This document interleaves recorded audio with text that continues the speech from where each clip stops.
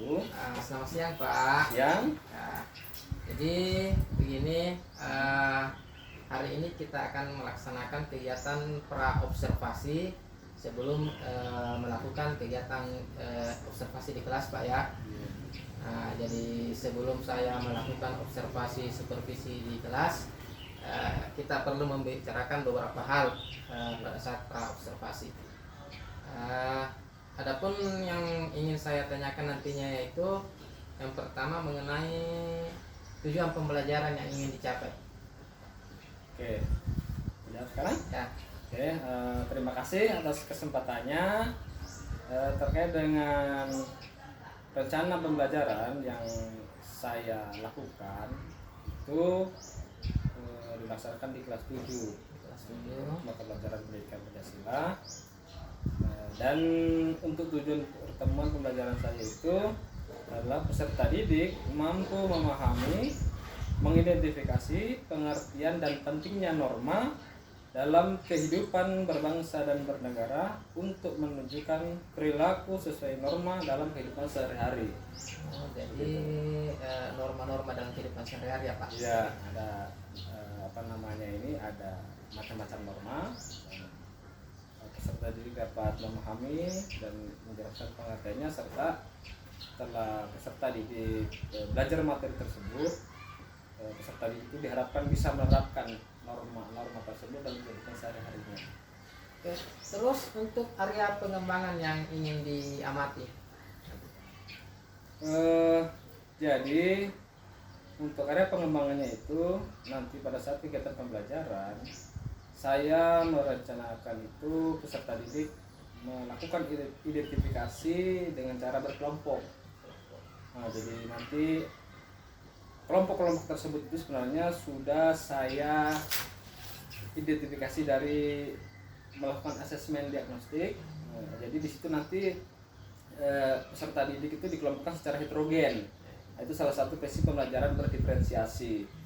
Nah, jadi setelah kelompok itu terbentuk, terus saya berikan dia LKPD, lembar kerja didik, untuk mengidentifikasi pelanggaran-pelanggaran norma yang dialami peserta didik di sekitar sekelilingnya, misalnya di sekolah atau di masyarakat.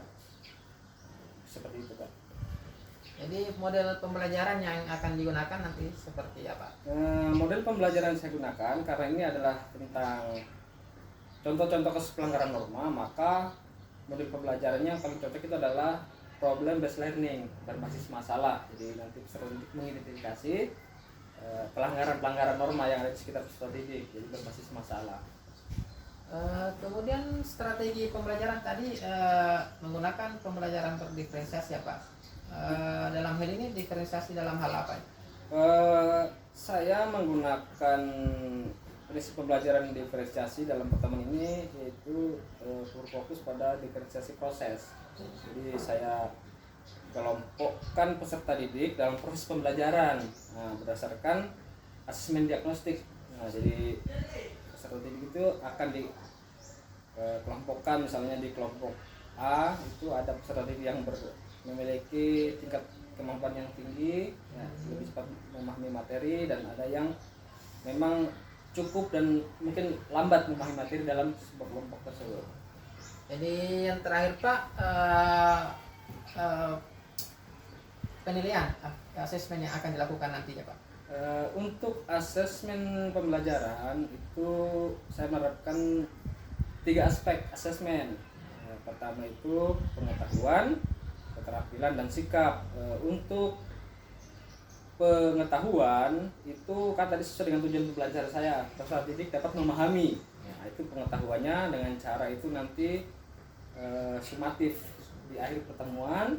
Kemudian untuk mengidentifikasi dari tujuan tadi itu keterampilan. Jadi di situ nanti kemampuan peserta didik dalam mengidentifikasi masalah, terus menyampaikan di depan kelas, memaparkan. Nah, jadi itu ada saya mengamati keterampilannya bagaimana dia mengungkapkan pendapat, mempresentasikan. Kemudian untuk penilaian sikapnya itu tadi seperti tujuan pembelajaran menerapkan perilaku, sikap sesuai norma. Nah, begitu Pak. Jadi ada 3 aspek itu memang yang saya lakukan dari asesmen tersebut. Baik, saya kira untuk percakapan pra observasi cukup sekian. Nanti kita lanjutkan dalam kegiatan observasi di dalam kelas. Kemudian setelah kegiatan observasi akan ada lagi percakapan pasca observasi, Pak. Oh iya, siap baik Pak. Baik, terima kasih atas waktunya, Pak. Selamat menjalankan tugasnya. Sampai jumpa dalam kegiatan observasi selanjutnya, Pak. Iya, terima kasih.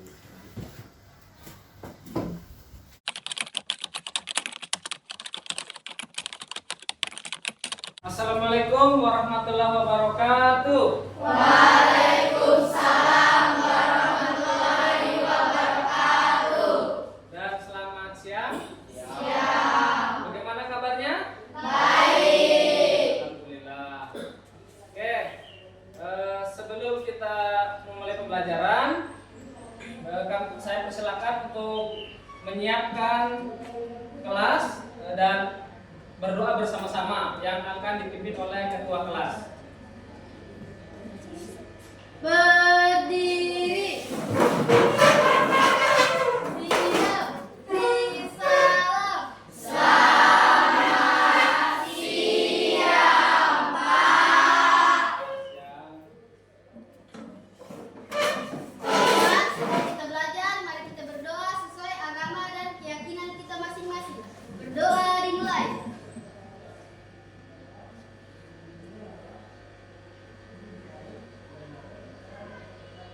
Berdoa selesai. Oke. Selanjutnya saya akan mengecek kehadiran kalian. Tolong dengarkan namanya. Mana Agil Saputra? Ada Pak. Mana Alvaro Daulos? Ada Pak. Alia Dia? Hadir Pak. Apriliani Griff ya. Hadir Pak. Sebelum kita lanjut pada kegiatan pembelajaran kita ini, untuk menambah semangat kita semua, mari kita bersama-sama menyanyikan salah satu lagu wajib nasional bersama-sama.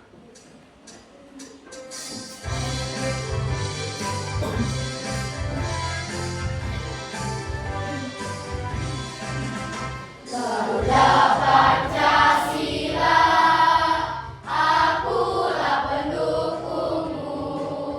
Patriot proklamasi, sedia berkorban untukmu. Pancasila dasar negara, rakyat adil makmur sentosa, pribadi bangsaku. Ayo maju, maju, ayo maju, maju, ayo maju, maju. Ya, udah ya. Oke, terima kasih. Kita beri tepuk tangan untuk kita semua. Oke, selanjutnya Pak Guru ingin menyampaikan untuk tujuan pertemuan pembelajaran kita pada kali ini. Ya, tujuannya adalah peserta didik mampu menjelaskan pengertian dan macam-macam norma dalam masyarakat serta mampu mengidentifikasi contoh-contoh norma yang ada di lingkungan sekitar, dan peserta didik juga diharapkan mampu menunjukkan perilaku sesuai norma dalam kehidupan sehari-hari. Untuk teknik dan jenis asesmen atau penilaian yang akan saya atau kita laksanakan nanti itu ada dua jenis. Pertama itu adalah asesmen formatif dan asesmen sumatif. Asesmen formatif itu tujuannya adalah untuk mengetahui kendala-kendala yang kalian alami saat proses kegiatan pembelajaran dan menjadi bahan evaluasi untuk pertemuan berikutnya. Sedangkan untuk asesmen sumatif itu adalah tes tertulis yang akan kita lakukan nanti secara individu. Tujuannya untuk mengetahui sampai mana kalian memahami tujuan pembelajaran kita pada kali ini. Ya. Nah, selanjutnya minggu lalu itu kan kita masih belajar tentang bab 1 tentang perumusan Pancasila. Nah, ada sebenarnya kaitannya antara norma dan perumusan Pancasila, lalu ya, di mana Pancasila itu sendiri itu terdiri dari norma-norma. Ya, jadi nanti ada hubungannya dengan materi yang akan kita belajar ini. Sebelum kita lanjut, Pak Guru ingin memberikan pertanyaan pemantik. Jadi, ada 2 pertanyaan. Pertama itu adalah mengapa sebuah aturan perlu dipatuhi oleh masyarakat? Kira-kira ada yang bisa mengungkap pendapatnya? Mengapa sebuah aturan ya kan, kita kan tidak lepas dari aturan ini. Mengapa sebuah aturan perlu ditaati oleh masyarakat, oleh kalian? Coba angkat tangan.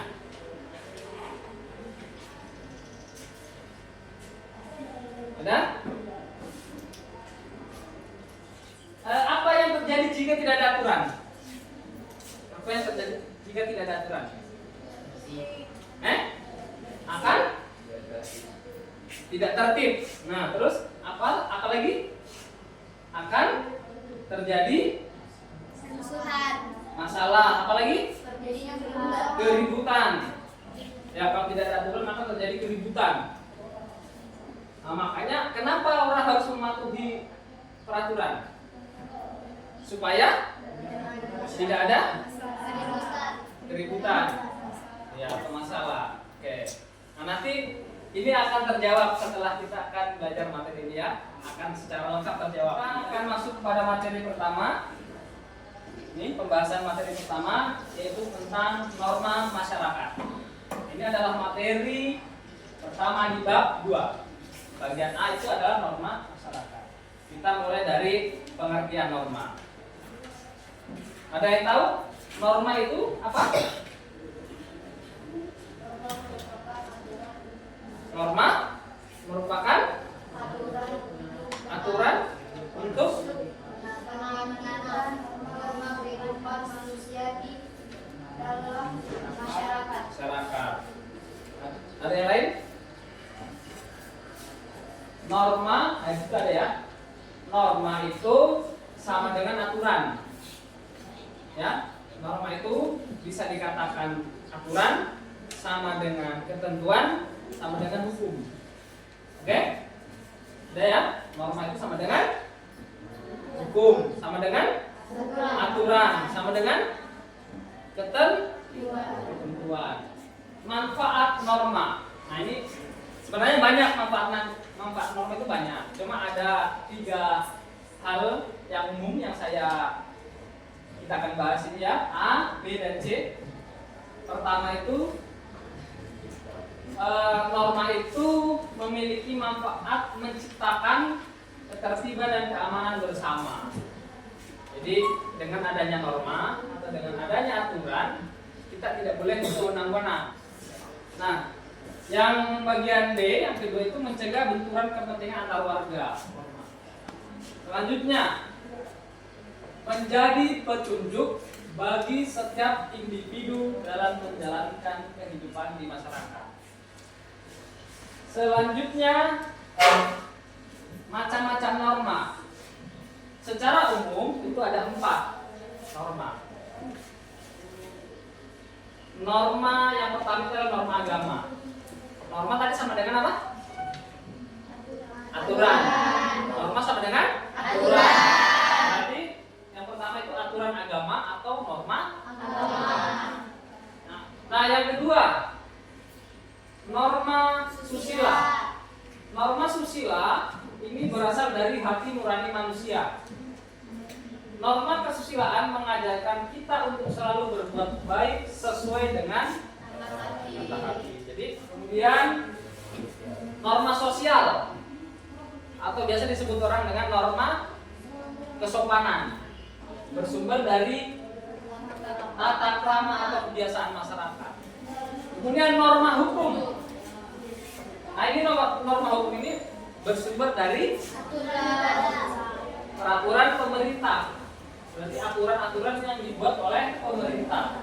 Nah, ini norma ini biasanya bersifat tegas. Oke, sampai sini ada yang ditanyakan? Nah, ini ada beberapa contoh berbentuk video, ya, berbentuk video yang akan saya tayangkan. Coba kalian simak, ya, simak videonya. Nah, di situ ada tertulis ya, norma agama. Berarti kira-kira kalau kalian menyimak video ini nanti kalian akan menemukan di mana apa pelanggarannya dari norma agama ini. Oke?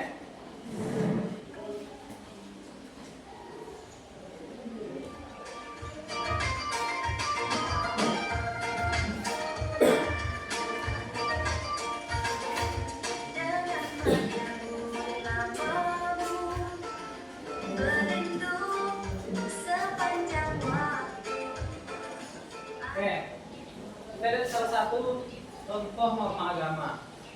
Apa tadi yang pelanggaran apa yang dilakukan? Main-main saat sholat, bercanda saat ibadah. Itu adalah salah satu pelanggaran dari norma agama. Terakhir adalah norma hukum.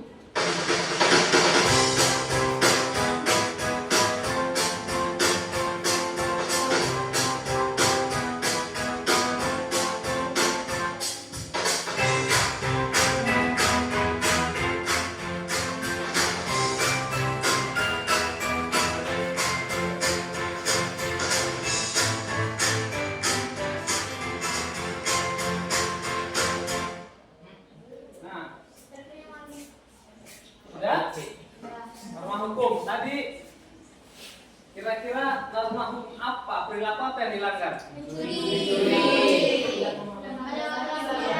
Menerobos lampu merah. Kira-kira dari pemaparan materi dan tayangan video yang Pak Guru tadi sudah tampilkan, ada nggak sesuatu yang hal yang ingin ditanyakan? Hal-hal yang ingin ditanyakan terkait dengan norma ini? Ada? Ada? Oke. Nanti selanjutnya nanti sebelum saya kasih tugas kelompok, ini kan kalian sudah saya bagi berdasarkan kelompok. Ya, jadi kita ini sudah membagi berdasar kelompok kita ini berdasarkan hasil asesmen diagnostik. Jadi tinggal saya bagi nama-namanya saja ya. Tinggal kita bagi nama-nama kelompoknya saja. Mulai dari sini kita buat nama kelompok sesuai dengan nama pahlawan. Nah, kira-kira di sini nama kelompoknya, nama pahlawan apa dipakai? Apa?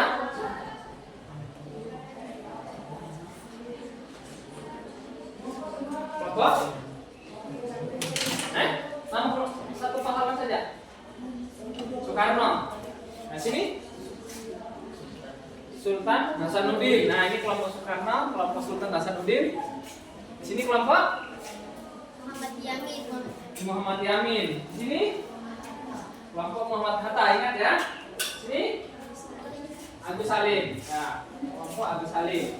Nah, saya akan bagi lembar kerja. Jadi kalian nanti kerjakan per kelompok. Dan kalian akan kerjakan secara kelompok. Kelompok terakhir. Oke, perhatikan cara mengerjakannya. Perhatikan lembarnya. Nah, cara mengerjakannya adalah, nah kalian tulis satu orang apa itu yang dipercayakan menulis nama kelompoknya tadi kan sesuai nama pahlawan masing-masing. Nah, silakan tulis nama kelompoknya, misalnya Sultan Hasanuddin, Soekarno, Agus Salim. Terus di bawahnya itu ada nama-nama anggota kelompok. Kalian tulis nama-namanya masing-masing teman kalian, 5 orang. Nah, selanjutnya perhatikan bagian pertanyaannya.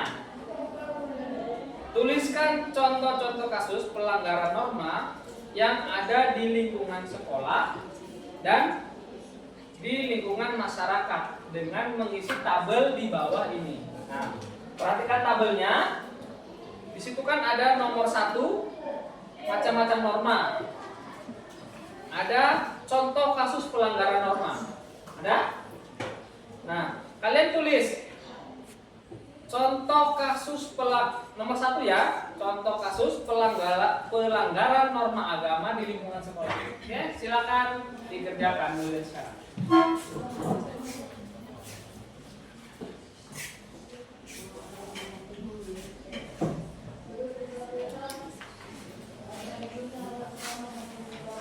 Ya. Tuh tulis nama. Kalau ada yang mau ditanyakan, yang butuh penjelasan yang lebih jelas, silakan bertanya langsung ya sambil mengerjakan. Silakan bertanya kalau ingin ada yang ditanyakan. Ya. Bagaimana kalau ada teman yang melanggar salah satu norma? Sikap apa yang kami ambil, Pak? Jika salah satu ada teman yang melanggar salah satu norma, misalnya norma agama. Nah, contoh pelanggarannya misalnya apa? Bermain-main saat beribadah. Bermain-main saat beribadah. Norma agama itu, orang yang melanggar norma agama itu konsekuensinya atau hukumannya adalah apa? Kalau orang yang melanggar aturan agama, apa sanksinya? Berdosa. Kalau sudah berdosa apa? Kalau orang sudah berdosa berarti apa hukumannya itu? Masuk neraka. Belum? Sudah, Pak. Ya, oke, kita mulai dari kelompok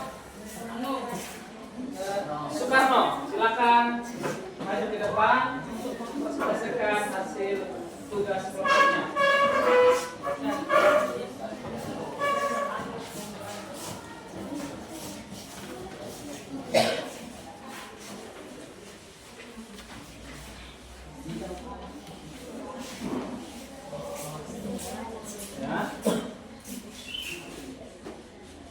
Ya. Siapa yang memperkenalkan? Membuka acara? Ah, ya.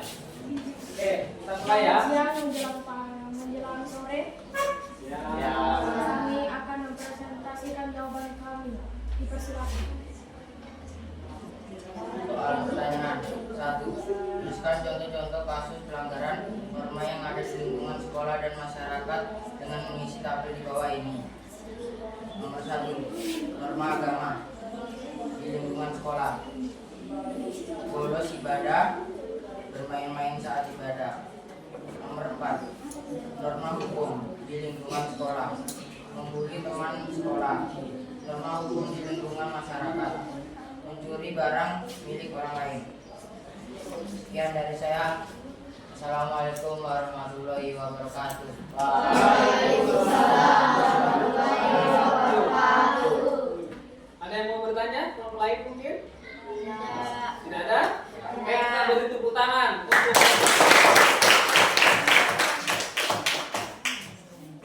selanjutnya kelompok yang terakhir. Kelompok Agus Salim ya. Oke.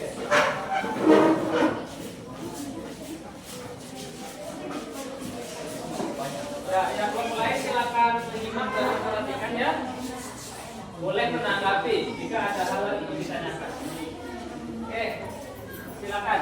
Assalamualaikum warahmatullahi wabarakatuh. Waalaikumsalam warahmatullahi wabarakatuh. Saya dan teman saya ingin membawakan hasil diskusi kami yang dibawakan oleh Sinta Olivia. Pertama, menerima agama di lingkungan sekolah. Melalui teman lain saat beribadah di sekolah.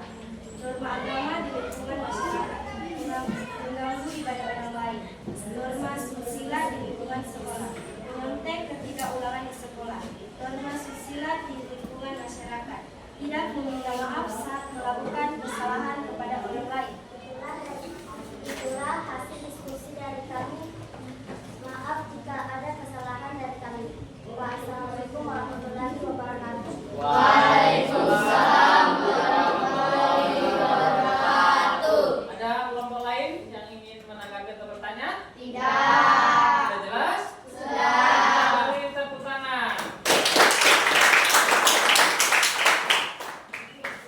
Oke, sudah ya.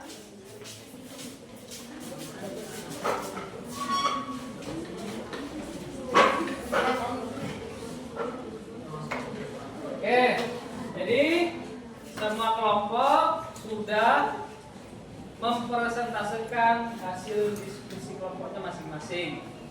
Dan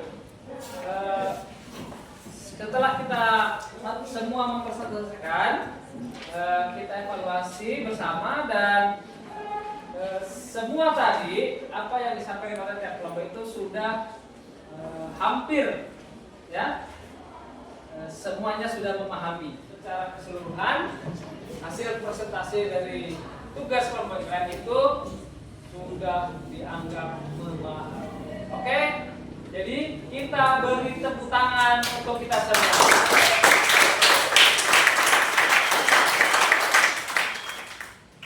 Oke, selanjutnya untuk mengukur pemahaman kalian tentang tujuan untuk mengetahui ketercapaian tujuan pembelajaran kita pada kali ini, saya akan membagi soal tes individu atau tadi disebut soal tes sumatif. Ya, jadi asesmen sumatif itu untuk mengetahui ketercapaian tujuan kalian.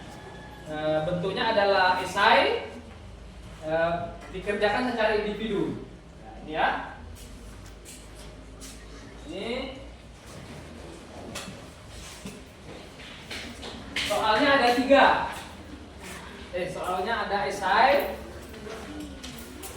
Nah, silakan dikerjakan. Jangan lupa tulis nama dan kelas. Nah, soalnya ini ya. Nih.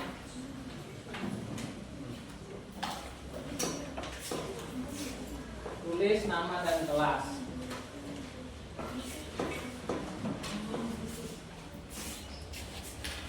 Yang sudah bisa kumpul? Ya.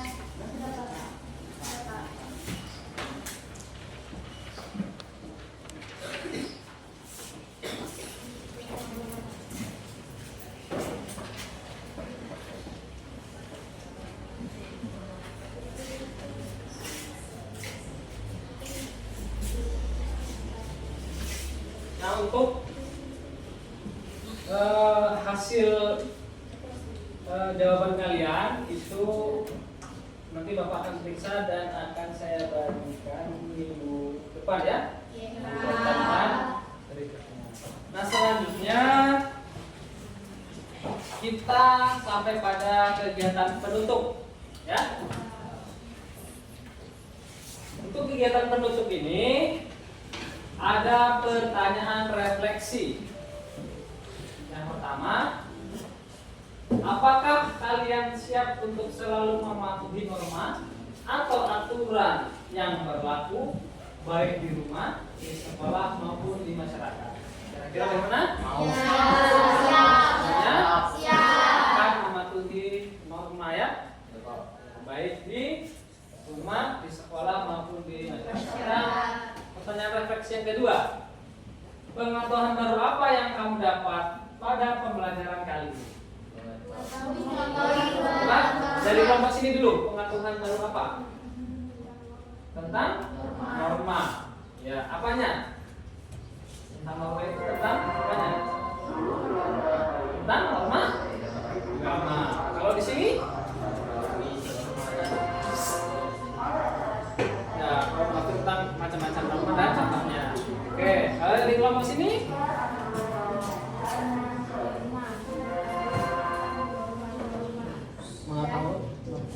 Dan fungsi norma. Oke. Kelompok sini apa yang diketahui ketahui hal baru apa yang kita dari materi norma tadi? Mengetahui tentang norma. Apalagi? Kan banyak tadi ya. Tentang norma, apalagi? Aturan, apalagi? Contoh aturan ya. Oke, selanjutnya sini.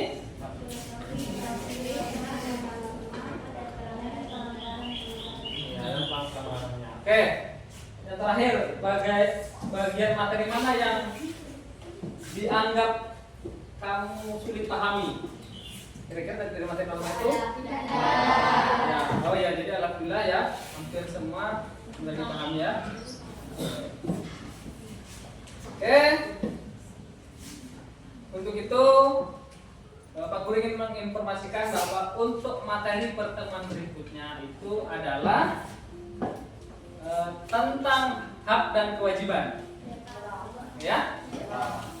Jadi untuk materi pertemuan berikutnya itu masih di bab 2 bagian B itu tentang hak dan kewajiban. Kalian kan tahu ya? Hak dan kewajiban. Oke, sebelum kita mengakhiri pertemuan kita pada pertemuan kali ini, kita akan bersama-sama menutup kegiatan ini dengan berdoa. Dan doa itu akan dipimpin oleh ketua kelas. Ya. Ketua kelas, silakan rapikan tempat duduknya, buku-bukunya, semua peralatan pembelajarannya, jangan ada yang lupa. Silakan dimasukkan ke dalam tas. Ya. Kalau sudah rapi semua, siap semua, baru ketua kelas menyiapkan doa. Sudah ada? Tunggu dulu, masih ada yang belum. Yang belum? Sudah siap? Oke, siap. Silakan ketua kelas. Teman-teman, untuk mengakhiri pembelajaran kita pada siang hari ini, mari kita berdoa sesuai agama dan keyakinan kita masing-masing. Berdoa dimulai.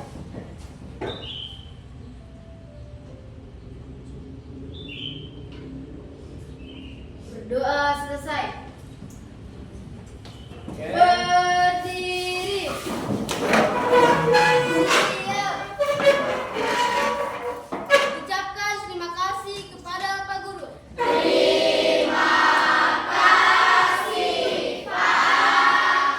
sebelum kita keluar kelas, Pak Guru ingin menutup kegiatan pembelajaran ini dengan mengucapkan terima kasih banyak telah bersama-sama melaksanakan kegiatan pembelajaran kita dengan baik, dan dengan ucapan Bismillahirrahmanirrahim saya akhiri kegiatan kita kali ini dengan mengucap wabillahi taufiq wal hidayah.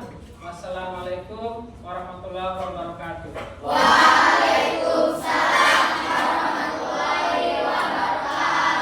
Oke, silakan bergiliran ya. Bergiliran ya.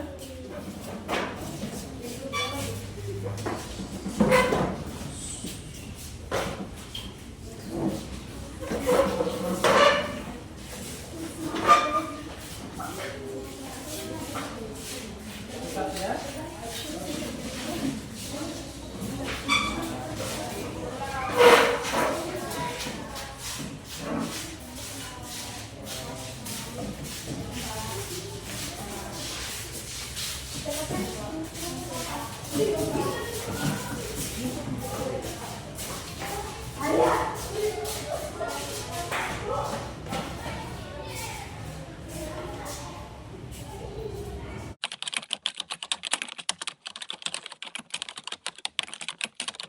Oke, baik. Assalamualaikum warahmatullahi wabarakatuh. Pada hari ini hari Senin tanggal 18 November 2024, saya Sahril selaku calon guru penggerak angkatan 11 Kabupaten Luwu Timur akan melakukan percakapan pasca observasi akademik Di sini telah hadir rekan saya Pak Rijaluddin SPD GR selaku guru yang akan dijadikan sebagai narasumber atau guru yang telah diobservasi.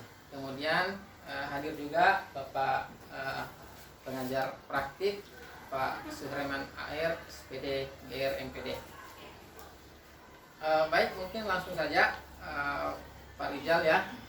Setelah kemarin kita melakukan pra observasi kemudian observasi, sekarang kita tiba di tahapan akhir, yaitu melaksanakan salah satu tahapan coaching, yaitu tahapan percakapan pasca observasi.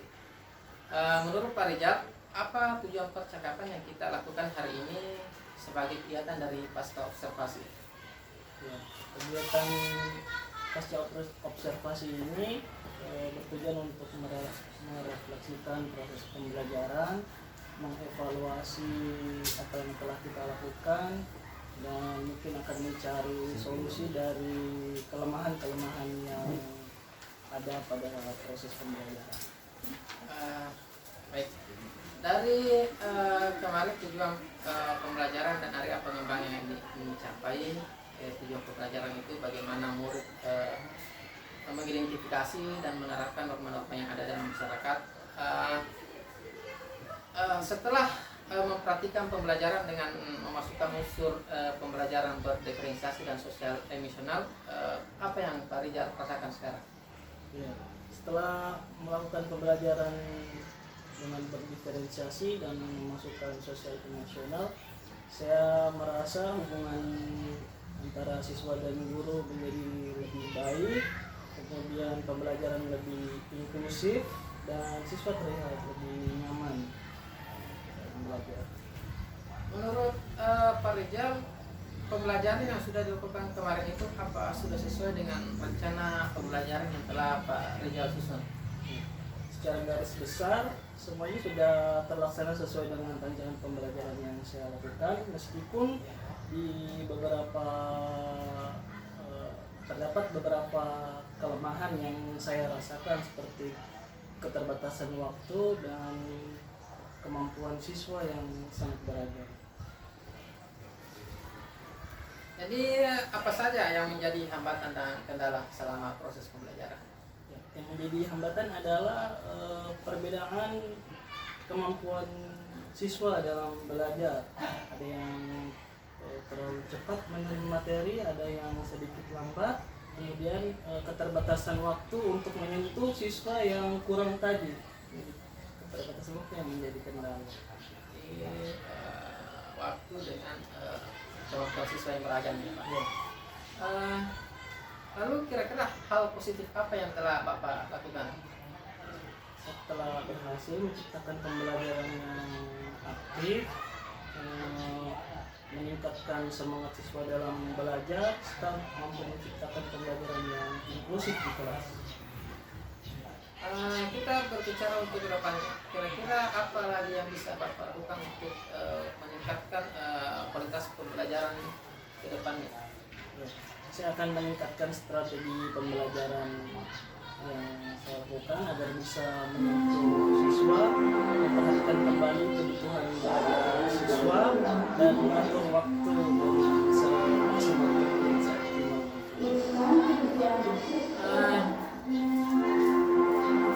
Lalu tanggapan Pak Rijal sendiri tentang kegiatan supervisi yang telah dilakukan ini? Ya. Saya menyambut baik kegiatan pra observasi dan segala rangkaian observasi ini. Saya bisa menemukan pemahaman baru dari kegiatan ini, serta menjadi bahan refleksi bagi saya untuk pembelajaran ke depannya. Bagaimana kira-kira nih ya cara yang Bapak bisa lakukan agar rekan sejawat yang lain juga dapat melakukan apa yang telah Pak Rijal lakukan selama proses pembelajaran? Ya.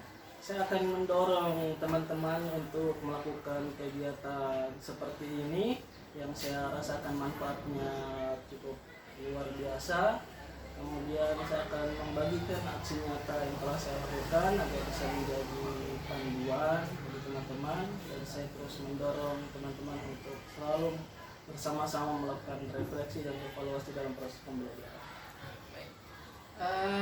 Saya kira cukup sekali ya pengalaman yang telah didapatkan selama proses observasi, mulai dari pra observasi kemudian kegiatan terakhir ini. Nah, setelah diskusi hari ini, kira-kira bagaimana perasaan Bapak? Saya semakin bersemangat untuk belajar serta mengajar dengan variasi pembelajaran yang telah kita dapatkan. Serta saya mendapatkan wawasan baru tentang strategi dan metode belajar yang efektif untuk siswa. Baik Pak, saya kira untuk percakapan pasca observasi kita sampai di sini. Mudah-mudahan kedepannya apa yang telah kita dapatkan selama mulai dari pra observasi dengan pasca bisa membuat kita lebih bisa memaksimalkan waktu dalam proses pembelajaran, bagaimana menganalisis dan memetakan kemampuan siswa yang beragam, memaksimalkan waktu yang ada, dan bagaimana yang lebih penting bagaimana bisa berbagi dengan rekan sejawat yang lain. Saya kira hari ini cukup Pak. Terima kasih atas kesempatan yang diberikan.